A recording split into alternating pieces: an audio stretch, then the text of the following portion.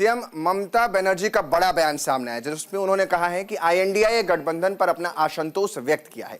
INDA गठबंधन के कामकाज पर उन्होंने असंतोष जताया। ममता बनर्जी ने आईएनडीए गठबंधन को संकेत दिया है कि अगर मौका मिला तो गठबंधन की कमान संभालने को ममता बनर्जी तैयार है। मैं इसका सुचारू संचालन सुनिश्चित करूंगी। ममता बनर्जी का यह बयान पर शरद पवार ने कहा है कि ममता गठबंधन का नेतृत्व करने में सक्षम है। हरियाणा में कांग्रेस और महाराष्ट्र में आईएनडीए गठबंधन की करारी हार के बाद विपक्षी खेमे में खलबली मची हुई है। गठबंधन के निशाने पर कांग्रेस है। सबसे पहले टीएमसी प्रमुख ममता बनर्जी ने खोला है, ये निशाना ले लिया है, कांग्रेस को अपने निशाने पर रखा है। उन्होंने कहा कि आईएनडीए गठबंधन का नेतृत्व करने की इच्छा जाहिर की है।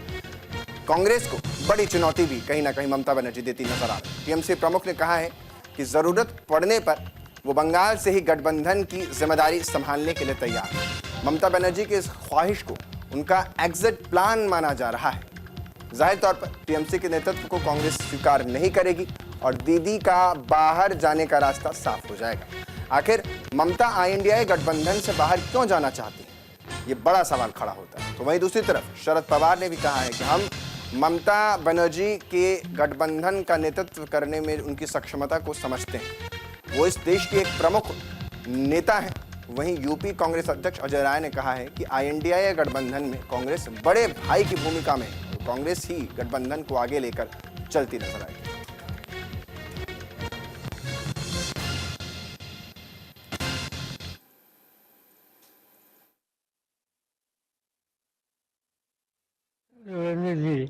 एक या देशाचे निर्णय आहेत त्यांच्याकडे क्षमता आहे। आज देशाचा फायदा त्यांनी जे लोक निवडून पाठवलेत ते अतिशय कर्तव्यगार, जागरूक आणि कर्तव्य आहेत।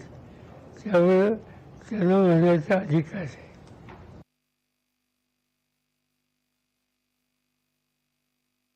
मैं इतना ही कहना चाहूँगा कि कांग्रेस इंडिया गठबंधन जिस तरीके से कांग्रेस ने चलाया है और हमारे नेता आदरणीय मल्लिकार्जुन खड़गे जी, राहुल जी, प्रियंका जी, इन लोगों ने जिस तरीके से सबका समायोजन करके किया है, दूसरा कोई नहीं कर सकता। और निश्चित तौर से कांग्रेस एक बड़े भाई की भूमिका में और सबको साथ ले चलने की भूमिका में हमेशा काम किया है और कांग्रेस ही आगे लेकर चलेगी।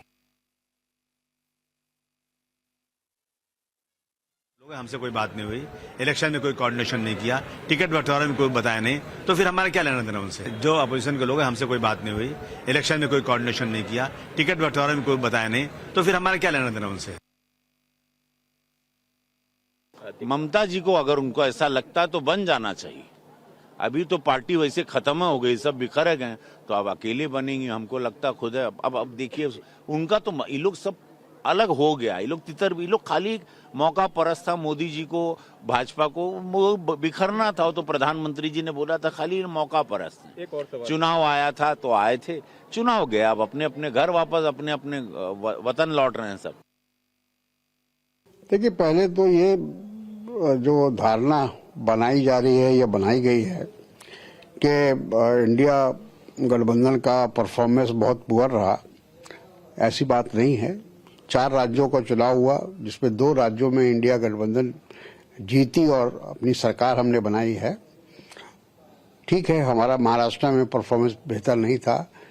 और जहां तक हरियाणा का सवाल है, जिसको कहा जाए कि पॉइंट समथिंग से हम हारे हैं, वहां हमारा परफॉर्मेंस बुरा नहीं, हमारा वोट 37% तक चला गया है। तो जो भी ये कहते हैं या जो बताने की कोशिश करते हैं, उनको असलियत पहले जानने की कोशिश करनी चाहिए। और मैं समझता हूं कि इंडिया गठबंधन सक्षम है आने वाले समय में किसी प्रकार की राजनीतिक चुनौती का सामना करने के लिए। राहुल गांधी जी के कंधों पर इंडिया गठबंधन की संख्या बढ़ी। अभी जो उसके बाद भी जो चुनाव हुए हैं, झारखंड में हम जीते हैं, हरियाणा में हमें बढ़त मिली है, हम कर्नाटक में हम सारे बाई इलेक्शन जीते हैं। तो मेरी ये समझ नहीं आ रहा है ये कौन सा नैरेटिव चलाया जा रहा है। Congress under the leadership of mister Rahul Gandhi किसी तरीके का कोई कॉम्प्रोमाइज इस देश की एकता, अखंडता, भाईचारा, इस देश के आर्थिक हितों को लेकर के नहीं करेगी, परिणाम चाहे कुछ भी हो जाए। मेरे दोस्त सहयोगी हमारे साथ जुड़ रहे हैं इसी मुद्दे पर ज्यादा जानकारी के साथ। नीरज हमारे साथ लखनऊ से जुड़ रहे हैं। सबसे पहले नीरज, आप ही के पास आते हुए, क्योंकि ये मुद्दा जो है शुरुआत भी इसकी बिहार से हुई थी, इस गठबंधन की, INDIA गठबंधन की। सबसे पहले जिसने शुरुआत की अपने घर पर बैठाकर सबको एक साथ लाया, वो सबसे पहले बाहर निकल गए नीतीश कुमार। और उसके बाद इस गठबंधन के स्वरूप को लेकर के अब जो है स्थिति वो बदल रही है। मेरा सवाल ये है कि क्या ममता बनर्जी ने इशारों में ये कह दिया है कि या तो कमान दो या तो मैं इस पूरे गठबंधन से खुद को अलग कर लूंगी? अलग अलग लोग कमान संभाल रहे हैं। अभी कोई एक व्यक्ति, मुझे नहीं लगता कि वो कमान संभाल रहा हो। अगर उत्तर प्रदेश की बात करें तो यहाँ अखिलेश यादव कमान संभाल रहे हैं, बिहार में तेजस्वी यादव कमान संभाल रहे हैं, उत्तर प्रदेश में जो भी चुनाव हुए उसमें 9 की 9 सीटों पर समाजवादी पार्टी लड़ी, कांग्रेस बाहर से बैठी रही, गठबंधन का हिस्सा बनी रही कि जब आप जीतेंगे तो हम भी शामिल होंगे। अभी एक सीट पर और चुनाव होना है अयोध्या में, तो वहां भी समाजवादी पार्टी लड़ेगी, पहले से तय है। अगर कांग्रेस लड़ेगी तो गठबंधन खत्म हो जाएगा। इसी तरह आप देखिए, अगर हम जम्मू कश्मीर की बात करें तो वहां समाजवादी पार्टी अलग लड़ी थी, कांग्रेस अलग लड़ी। और बिहार, इसके अलावा मध्य प्रदेश में देखिए समाजवादी पार्टी को एक सीट नहीं मिली थी। तो अलग अलग जगहों पर इस गठबंधन के जो अध्यक्ष अगर कहा जाए या इस गठबंधन की तमाम लोग जो संभाल रहे हैं वो अलग अलग संभाल रहे हैं। अब ममता बनर्जी ने तैयार किया है कि अब मुझे तैयार कीजिए, मैं गठबंधन की कमान संभालूंगी। अच्छी बात है कि कोई ना कोई एक लीडरशिप आनी चाहिए विपक्ष के लिए, लेकिन सवाल ये उठता है कि क्या सब लोग ममता बनर्जी के कहने पर चलेंगे या ममता बनर्जी खुद अपने यहाँ पश्चिम बंगाल में कितनी सीटें इन्होंने समाजवादी पार्टी को दी थी, कितनी सीटें कांग्रेस को दी थी, कि आप देख लीजिए। जब आपसी सामंजस्य होता है तभी विपक्ष मजबूत होता है, और स्वस्थ लोकतंत्र के लिए विपक्ष होना और मजबूत होना बहुत जरूरी है। लेकिन उसके लिए विपक्ष में भी एकजुटता चाहिए, और जब एकजुटता नहीं रहती तो उसका लाभ सामने वाली पार्टी उठाती है। अब ममता बनर्जी के आह्वान पर एकजुट होंगे। हमारे सहयोगी मुंबई से भी हमारे साथ शुभम जुड़ रहे हैं। शुभम, कमान संभालने की बात है या यूं कहे काम खराब करने की बात कर रही हैं? आखिर क्या वजह है कि मुख्यमंत्री ममता बनर्जी खुद का नेतृत्व करने की बात सांकेतिक तौर पर तो क्या अब तो खुले तौर पर कह रही हैं?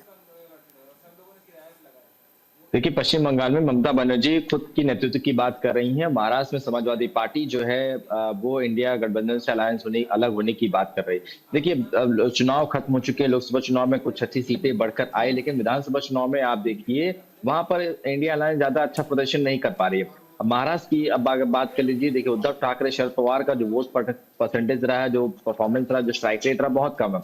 इसी वजह से अब ये दल जो है सोच रहे हैं कि इंडिया अलायंस जो गठबंधन की पार्टियां हैं उससे अलग कर स्वतंत्र होकर चुनाव लड़ा जाए, तो ताकि कोई अलग फर्क पड़ सके, अपने उम्मीदवार ज्यादा उतार सके। क्योंकि सीटों का समझौता हो जाता है तो वहां पर अपनी बात जो है मनवा नहीं पाते हैं। अब समाजवादी पार्टी देखिए महाराष्ट्र में वो अलग होने की बात कल ही जो है ऐलान कर चुके हैं कि अब हम महाराष्ट्र में इंडिया गठबंधन अलायंस नहीं हो, क्योंकि चुनाव के बाद सीटों पर बंटवारे हों या किसी चुनाव लड़ने पर हमें बुलाकर चर्चा नहीं किया, हमें तो तुच्छ समझा जाएगा। तो ये सब चीजें हैं, इसी वजह से शायद इंडिया अलायंस, गठबंधन अलायंस जो है वो अलग होना चाहती है। अब देखिए बिहार में कुछ महीने बाद चुनाव है।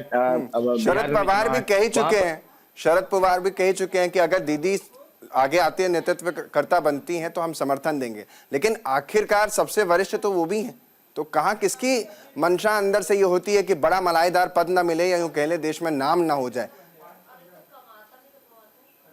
देखिए बिल्कुल, शायद ये जानते हैं कि कांग्रेस अगर नेतृत्व कर रहा है तो शायद सीधी बात है कि जो वोट परसेंटेज है वो नहीं बढ़ेगा, और जो सीट जीत कर आनी चाहिए या जो स्टेट परफॉर्मेंस है वो कम होते जा रहा है। इसी वजह से शरद पवार भी लगातार कह रहे हैं कि किसी दूसरे नेतृत्व की जरूरत है, तो शायद इससे बेहतर रिजल्ट, बेहतर परफॉर्मेंस देखने को हमें मिल सकता है। इसी वजह से शरद पवार जैसे जो वरिष्ठ नेता है, राजनीति बड़ी अच्छी पकड़ रखते हैं, चाणक्य कहे जाते थे, वो भी बात कहते हुए आ रहे हैं कि अगर ममता बनर्जी आगे आ रही हैं तो हम उनका समर्थन करेंगे, क्यों नहीं करेंगे, क्योंकि एक नए चेहरे की आवश्यकता है। इसी वजह से ये बात लगातार अब अलग अलग दलों की तरफ से, अलग अलग जो उनके प्रमुख नेता उनकी तरफ से कही जा रही है। नीरज, नए चेहरे की आवश्यकता है, लेकिन दूसरी तरफ सवाल ये भी है कि आखिर जो अभी उपचुनाव हुए उसमें तो समाजवादी पार्टी पूरी 9 सीटों पर लड़ी, फिर भी तो 2 ही आई। तो गलती तो अगर देखें इसी के पैमाने पर नापना है कि कौन कितना सक्सेसफुल है, उस पर नापा जाएगा कि उसका नेतृत्व कितना मजबूत है। तो इस हिसाब से तो समाजवादी पार्टी का खुद का नेतृत्व भी खराब है, क्योंकि यूपी में लड़के अपनी ही गृह जनपद में लड़ करके वहीं हार गए, गृह राज्य हार गए, सिर्फ 2 ही बचा पाए। जी देखिए, विपक्ष का गठबंधन इस तरह का है कि वहां पर सभी बड़े भाई की भूमिका में आना चाहते हैं, लेकिन बंटवारा कोई नहीं करना चाहता। सभी वरिष्ठ हैं, ऐसा आप देखिए जितने तमाम नेता हैं, चाहे समाजवादी पार्टी हो, चाहे वो तो महाराष्ट्र की पार्टियां हो, चाहे पश्चिम बंगाल की, चाहे आम आदमी पार्टी तो जहां मजबूत है वहां वो एक ही सीट नहीं देने को तैयार होती है और गठबंधन में सबसे आगे खड़ी होती है। आखिर ये किस तरह का गठबंधन, ये बड़ा रोचक होता है कभी कभी देखने को कि जब मौका मिलता है, जब चुनाव आता है तो सब अलग हो जाते हैं और चुनाव के बाद फिर से गठबंधन को मजबूत करने की कवायद शुरू हो जाती है। लेकिन जैसे चुनाव होता है टकराव देखने को मिलता है। बिल्कुल नीरज, सही बात है कि चुनाव आते ही सब एक और चुनाव खत्म होते परिणाम के अनुसार सब अलग अलग